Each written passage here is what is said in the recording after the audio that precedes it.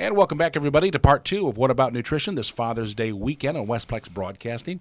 It's great to be with Mr. Nutrition himself, David Gall.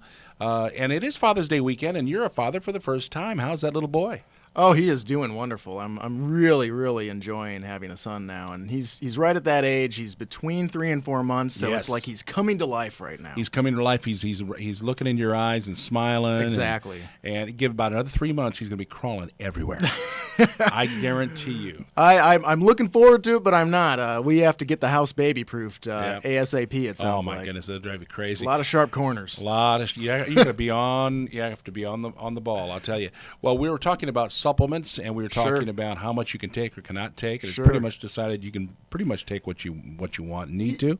You can take a fair amount. You have to have some awareness of the fat-soluble vitamins like vitamin D and E, getting hugely excessive amounts. But there's a lot of studies that show fairly large amounts can be quite beneficial for different situations. So at the same time, I wouldn't be afraid. It just takes a little bit of due diligence and looking into amounts or getting a little guidance from folks like our staff at O'Fallon Nutrition. And it's, the comment, we were talking about this over the break, Steve, but over the years at the store, my impression has been that folks are much more worried about getting too many nutrients than not getting enough. Right. When really we have to understand in this country, there's a statistical epidemic of insufficient nutrition. In fact, we have overweight people that are malnourished, which is a very common concept now. People say, well, how can you be overweight and malnourished? Well, it's easy. You get too many calories. If I sat here and let's say I drank 12 Pepsis a day and I ate 6 double-decker tacos and I had ice cream, well, I'd get fat, right? I'd get real fat if I continued it, but I would be malnourished. I wouldn't be getting I'd be totally deficient in minerals. I'd be extremely low in antioxidants, and eating those foods actually increases your body's requirement for nutrition, which we don't want to spend a lot of time on again, but I just want to point out, and we talked about this last week, the more stress you're under, the less sleep you get, etc. All of these things increase your body's usage of nutrients because what your body is just trying to keep functioning.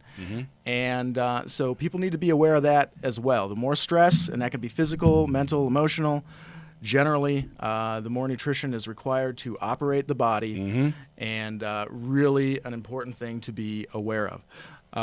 And so in addition to these basics, so folks come in and we talk about, okay, what can you do? And we generally bring up the idea of doing some of the basic nutrients.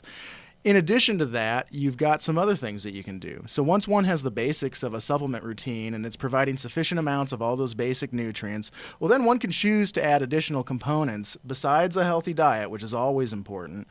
And I think that those additional components fall into one of two categories.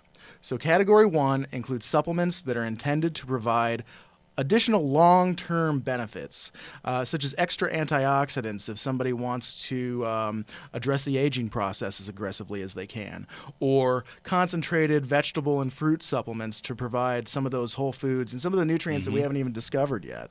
And in addition, some of these category one supplements for long-term, they can be intended to provide support to a particular system of the body, such as the visual system, the nervous system, the cardiovascular system, the immune system. So there's some things people do long-term for those issues that they may not even feel a benefit from right away, but based on research and studies, they expect to have a long-term benefit from it. And category two would be supplements intended to provide short-term support.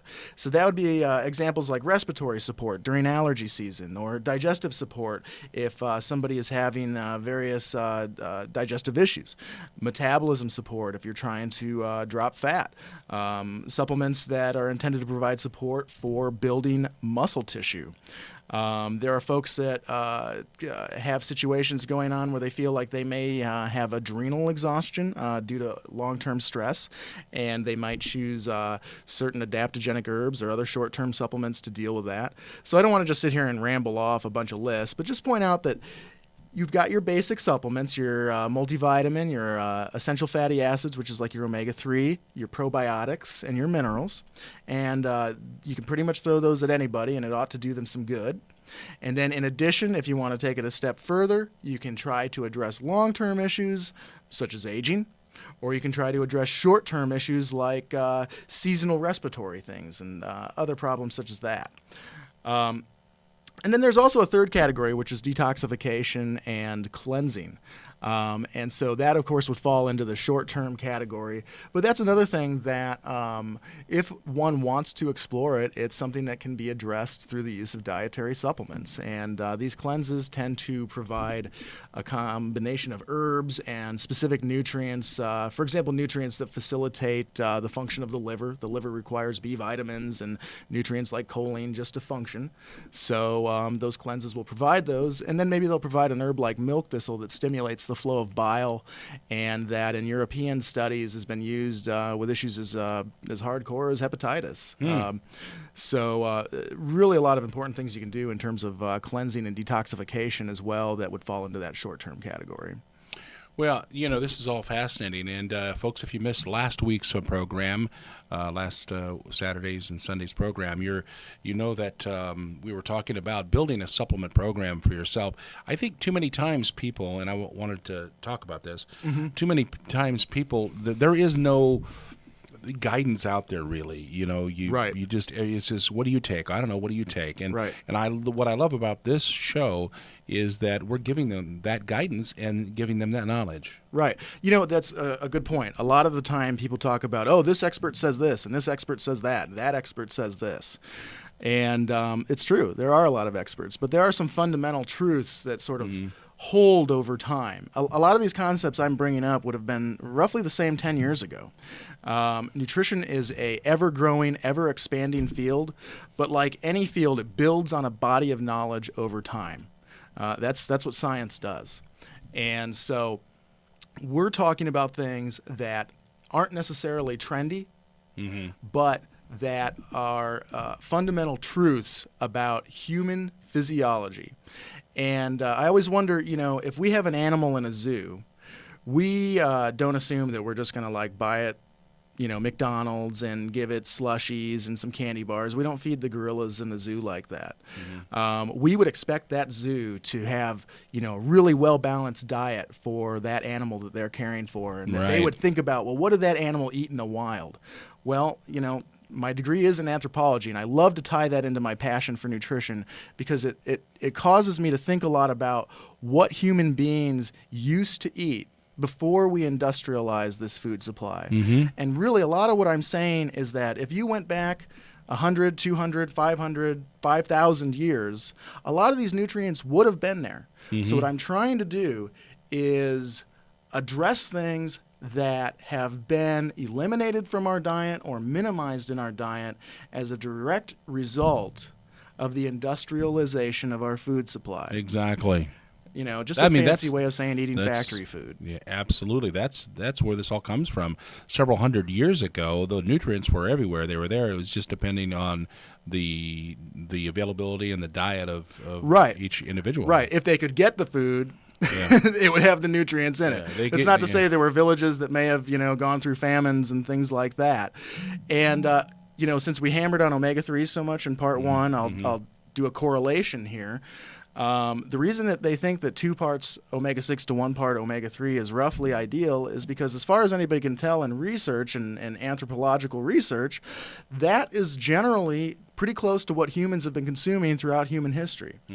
And we don't have to get into issues of whether or not, how far do humans go back. We all know they go back pretty far. Some people think further than others. Yes. And but we all know they went back to before factories.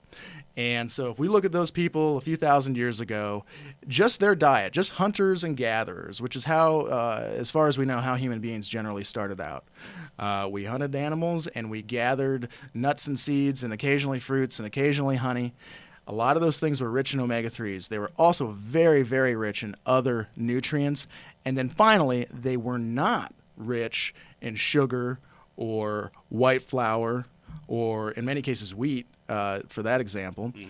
And so when we talk about a basic supplement regimen, we're trying to provide the fats that are missing from our diet as a result of food storage, shipment, and just not eating those certain things anymore. I mean, how many of us are, gathering fresh flax seeds and consuming them?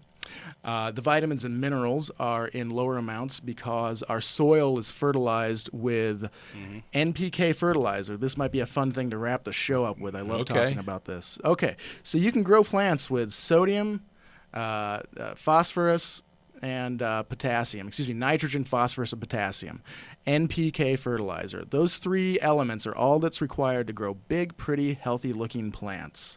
The only problem is that those plants are virtually empty of other nutrients. The plants get the minerals in them, and that's really one of the biggest things plants provide is minerals. And they get those minerals directly from the soil.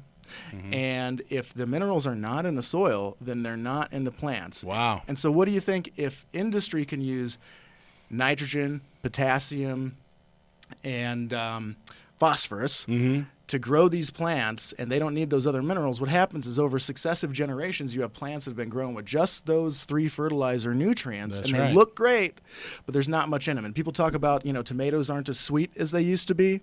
Well, plants get their sweetness from their mineral content. So if you're consuming a vegetable or a fruit and it just doesn't have any taste, any sweetness, it's more likely than not, if it was analyzed in a laboratory, that it would be a relatively low nutrient example of that food. Wow. And I've had tomatoes that are just like that. Just flavorless. Just totally flavorless, especially Right. in the wintertime. I Right. mean, what is this? Right. And in addition to not having as much taste, they don't have as much nutrition in them. So again, these are part of the reason to supplement. And tying back into our theme for today on, what about nutrition? You have a choice. You can do the basics, and I encourage everyone to do the basics. At least some vitamins and minerals and good fats at the very least, but I really love those probiotics, those good bacteria in the gut. But then in addition to that, after the basics are going on, let's say somebody has joint issues or somebody has blood sugar metabolism issues like type 2 diabetes or something. Well, then one can choose to look into using certain supplements that might support the organs that are involved in that issue. And provide them a little bit of, extra support, let's say.